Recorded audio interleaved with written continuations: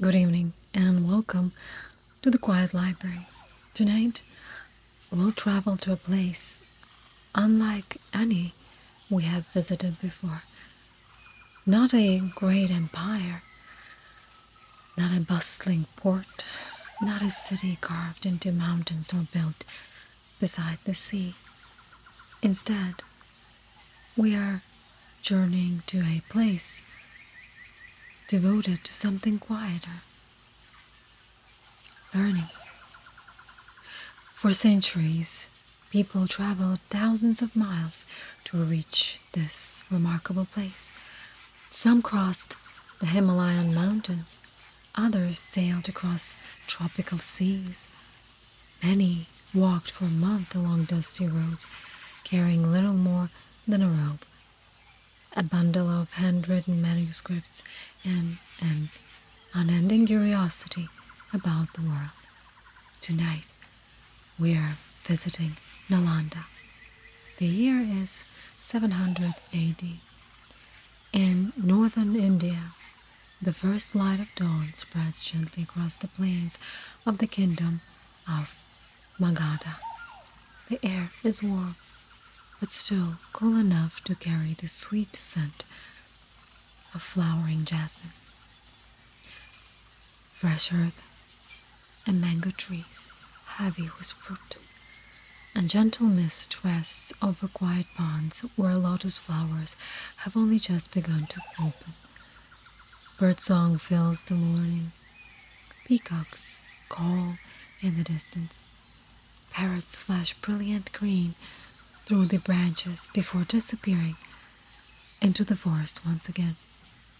You follow a peaceful path lined by banyan and neem trees. Their broad canopies cast cool shadows across the ground. The world seems unhurried here. Ahead, red brick walls slowly emerge from the morning mist. They stretch farther than you expected. Elegant gateways welcome travelers from every direction.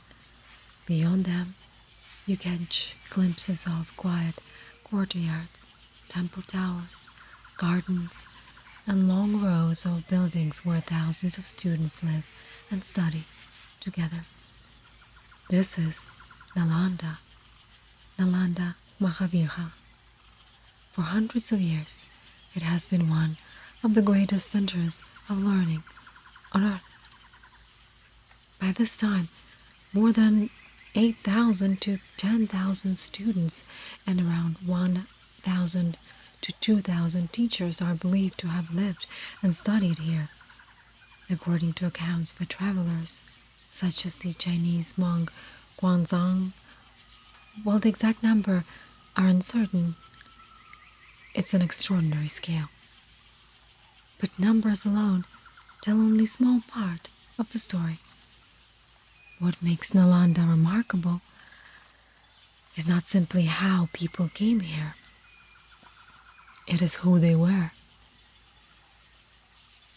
A young monk from China, hoping to master Buddhist philosophy, a physician studying medicine, a mathematician fascinated by numbers, a scholar debating logic beneath the shade of banyan tree, a translator carefully copying Sanskrit texts so they can be carried home to distant kingdoms. Each has arrived for the same reason: to learn.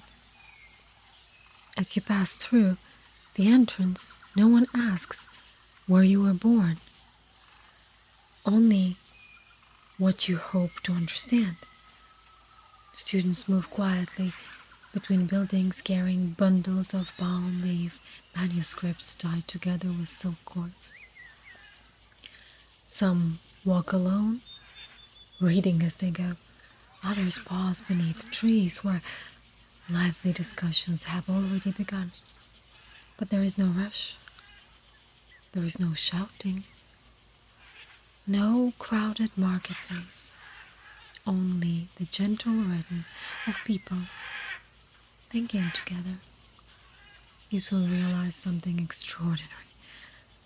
This is not simply a university, it's a small city built entirely around curiosity, a place where the pursuit of knowledge is woven into every part of daily life. The morning sun rises a little higher. Its golden light falls across red brick walls that have already witnessed generations of students come and go. Some stayed only a few years, others devoted their lives to study, their entire lives. Yet each left carrying something that could never be weighted, or traded, or taxed. Knowledge. And as the monastery slowly awakens around you, you begin to understand why people traveled across continents simply for the chance to spend one day here. The morning grows brighter. Golden sunlight spills gently across the red brick pathways, casting long shadows beneath ancient banyan trees. The campus is awake now, but not with hurried footsteps. With quiet purpose, young monks sweep fallen leaves from the courtyards using simple brooms woven from dried grasses. Others carry clay jars filled with fresh water drawn before sunrise. The air is filled with the soft sounds of everyday life. Birds call from the mango trees. Somewhere nearby, a bronze bell rings gently, not loudly, simply enough to remind everyone that another day of learning has begun. You continue walking through the grounds. The university is larger than you had imagined. Rows of monasteries stand beside lecture halls. Peaceful gardens separate one courtyard from the next. Small ponds shimmer beneath the morning sun. Lotus flowers float quietly upon the water, and dragonflies skim their surface before disappearing among the weeds. Students pass one another with warm smiles and small bows of greeting. Some wear the deep saffron robes of Buddhist monks. Others have traveled from distant kingdoms and dress according to the customs of their own homes. A young scholar from China carefully adjusts the bundle of palm leaf manuscripts resting against his shoulder. Nearby, a visitor from Korea quietly copies notes onto fresh palm leaves. Farther ahead, two students from Sumatra pause beneath a tree, gently debating a philosophical question that has occupied them since the previous evening. Nalanda is unlike any place you have ever visited. People arrive speaking different languages. They bring different customs, different beliefs, different questions. Yet here, curiosity becomes a language everyone understands. You pause beside an open courtyard. A lesson has already begun. There are no rows of desks, no raised platform. Teachers and students sit together beneath the shade of a large banyan tree. The teacher asks a question. No one answers immediately. Silence is welcomed here. Students are encouraged to think before they speak. One by one, ideas begin to emerge.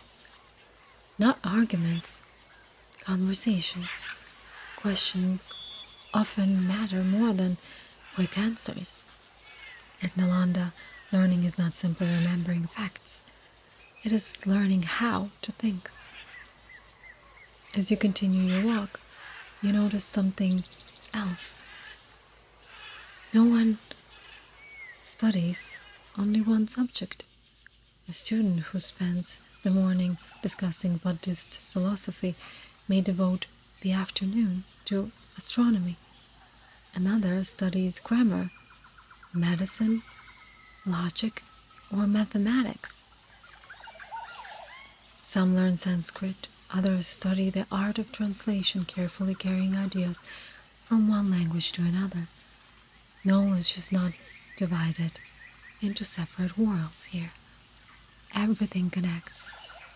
The movement of the stars, the structure of language, the workings of the human body, the search for wisdom.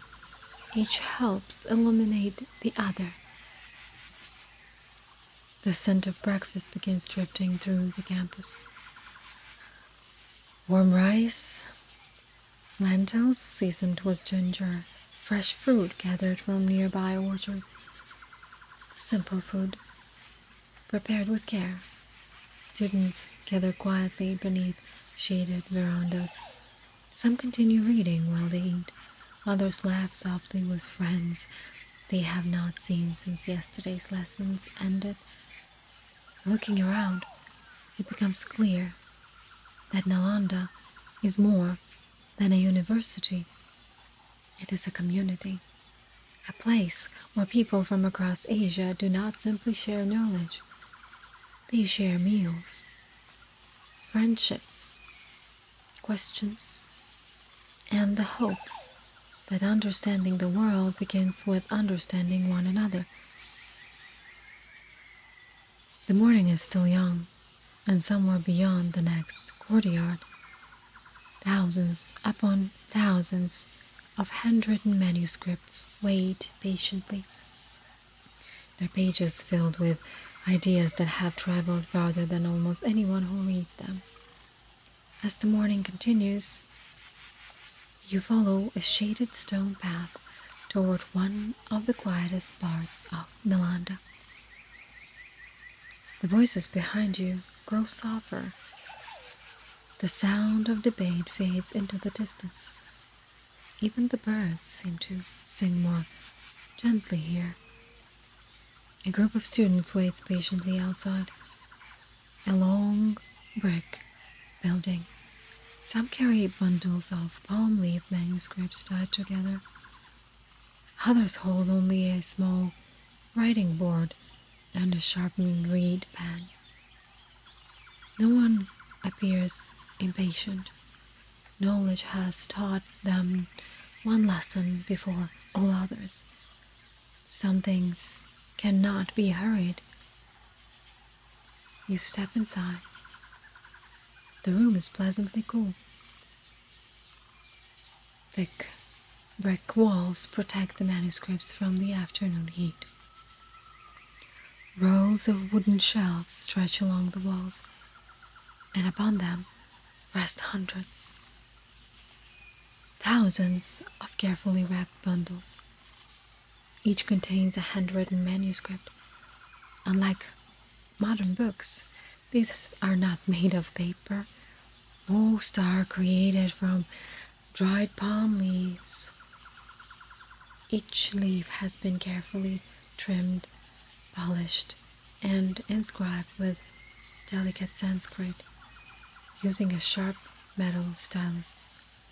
Afterward, dark ink is gently rubbed into the grooves of the words, and they become clear. Creating a single manuscript may take weeks, sometimes even months. Every page requires patience. Every line demands concentration. A careless mistake cannot simply be erased. One scribe sits quietly near an open window. Sunlight falls gently across his work. Beside him rests the manuscript he is copying. He reads one sentence, then pauses, then carefully inscribes each character onto a fresh palm leaf. His movements are slow, almost meditative. Around here, several younger students practice the same careful art, not because they wish to become scribes, but because copying a text is itself a form of study. Each word passes through the mind before passing through the hand. Many students will remember an entire passage simply because they once copied it. You continue deeper into the library. The subjects become wonderfully diverse. One collection explores philosophy, another preserves medical knowledge gathered over generations, and nearby astronomers record the movements of planets in eclipses. Mathematicians debate numbers, geometry, and methods of calculation.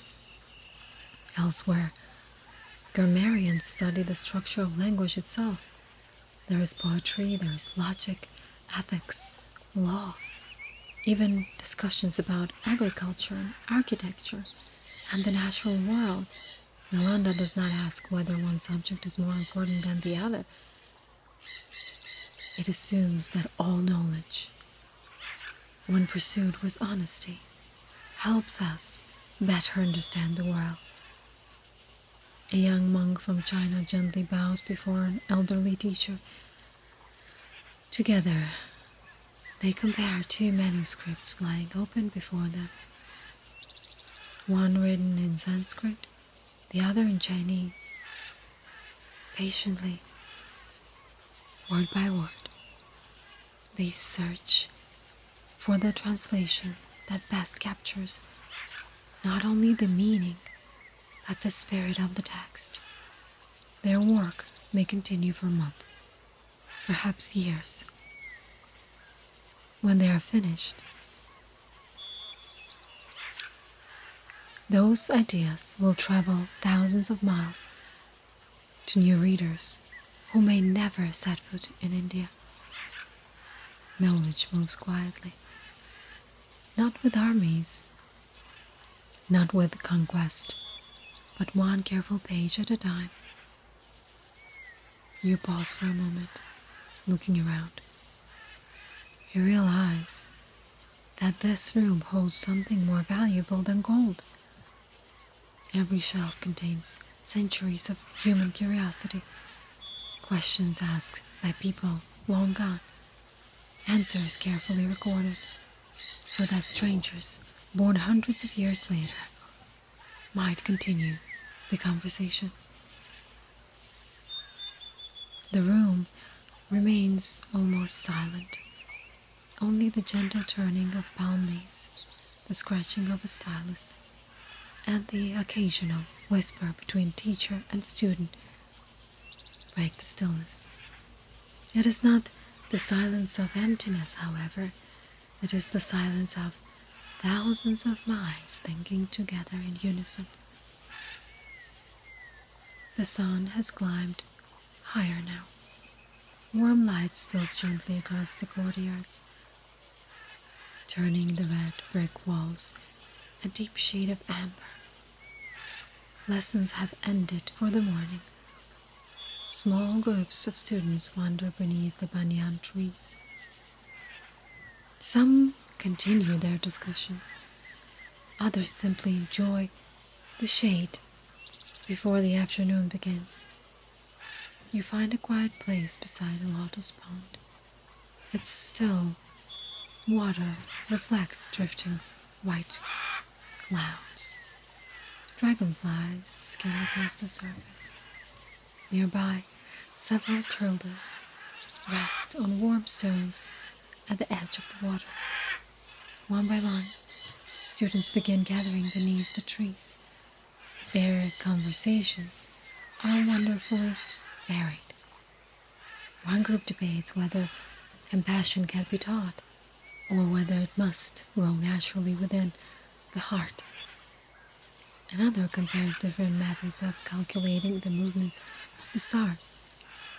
Nearby, two young physicians examine the leaves of a medical plant growing beside the bed. One carefully crushes a leaf between his fingers. He breathes in its fragrance before making a small note on a palm leaf. Knowledge here is never confined to a classroom. The entire campus has become one. A young monk sits alone beneath a banyan tree. His home lies far beyond the Himalayas. Month ago, he left his family in western China. He crossed rivers, mountain passes, dense forests, and unfamiliar kingdoms. And the journey took nearly a year. Some nights are slept in monasteries, others beneath the open sky. He arrived carrying only a few robes, a begging bowl, and an overwhelming desire to learn. Now, as he quietly studies beneath the tree, he has friends from places he had never even heard of as a child. Another student was born on the island of Sumatra. He laughs easily. His Sanskrit still carries the gentle accent of his homeland. A third comes from Tibet, a fourth from Bengal, a fifth from Kashmir. Their childhoods could hardly have been more different. Yet here, they eat together, they study together, and challenge one another's ideas with kindness and respect. Perhaps this is Nalanda's greatest achievement. Not simply gathering knowledge, but gathering people. In one corner of the courtyard, an elderly teacher listens patiently as two students disagree. Neither raises his voice, neither interrupts. When they finish, the teacher smiles. "You have both argued well," he says, "but before deciding who is right, first ask whether either of you has learned something." And the students bow. Then, almost immediately, their discussion begins again. Only now, each listens a little more carefully. As the afternoon breeze stirs the leaves above, you begin to understand why travelers spoke of Nalanda with such admiration. It was never simply a place where answers were collected. It was a place where questions were welcomed, where changing your mind was not considered a failure, but a sign that learning had truly begun. He remained beneath the banyan tree for a while longer, just listening, not only to the voices, but to the long moments of thoughtful silence between them. Sometimes, the most meaningful conversations are the ones that leave room for quiet reflection. And in that gentle silence, the university seems to reveal its true purpose, not merely to fill the mind, but to open it. The afternoon slowly gives way to evening. The warmth of the day begins to soften. Long shadows stretch across the quiet courtyards. The last lessons have finished. Students carefully tie their palm leaf manuscripts with silk cords before placing them safely upon wooden shelves. One by one, teachers return to their rooms. The conversation that filled the gardens all day gradually become quieter. A gentle breeze stirs the leaves of the banyan trees. Lotus flowers begin closing for the night. The ponds grow still once again. From somewhere beyond the walls, you hear the soft call of peacocks settling into the trees. The scent of jasmine drifts through the evening air. Oil lamps begin to glow inside the monastery buildings. Small points of golden light appear throughout the campus.